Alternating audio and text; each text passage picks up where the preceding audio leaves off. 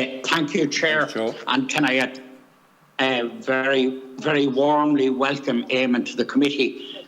Myself and him are friends for a few years now. We know each other quite a while. So it's nearly getting embarrassingly long, but it still has been a good experience, and I certainly have always admired your work in public life, Eamon, and it's great to have you with us.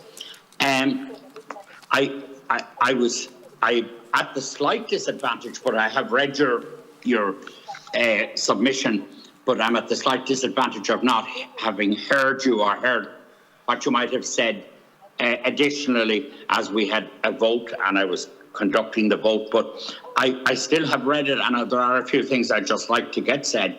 I'm very struck, Eamon and Chair and colleagues, by the report from the Croc Institute that you quote of Notre Dame, showing that there's effectively 30% after 5 years. It's a pretty low percentage for final completion of the stipulations in the agreement, and 37% initiated, 15 not even initiated. So I suppose those statistics are not overly encouraging. Having said that, it's a great contrast to where you described the war previously and the horrible statistic from that.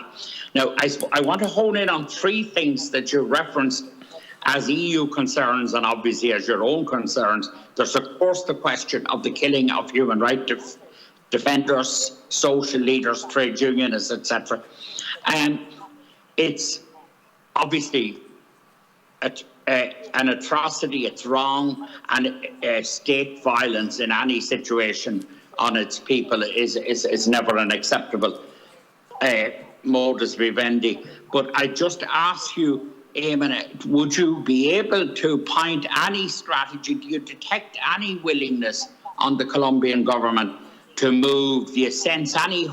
Would you have any level of hope there? Would you have a strategy? Would there be things you'd recommend, bearing in mind that I may have missed what you said earlier?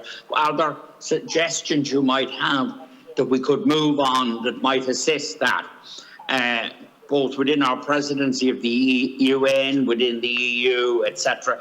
But it is depressing, and if anything we could do there should be done. And obviously, it's to be condemned in every particular scenario.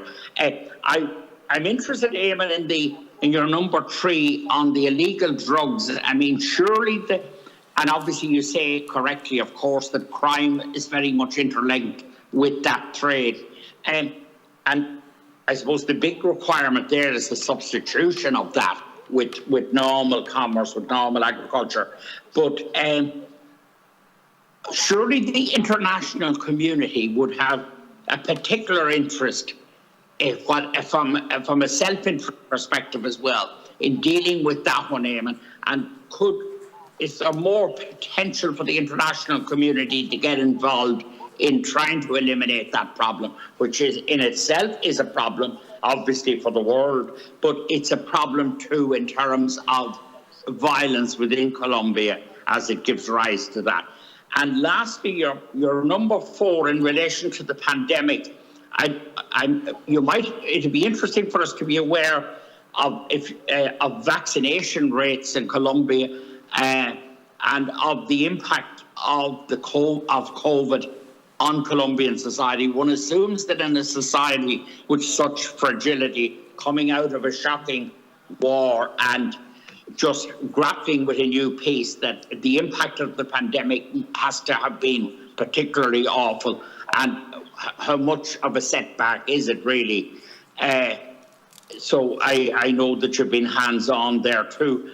So I'm just interested in elaborations on those ones, and I salute your great work, and I join with the previous speaker, Deputy Brady, and I know it'll be a unanimous view of the committee in expressing our outright horror of any state-engendered violence and any illicit murders of people within the country, and even the turning of a blind eye to crime around the drugs area.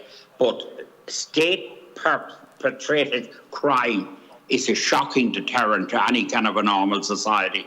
So, but thanks again, Eamon. It's great to have you with us, and it's great work that you do. Thank you.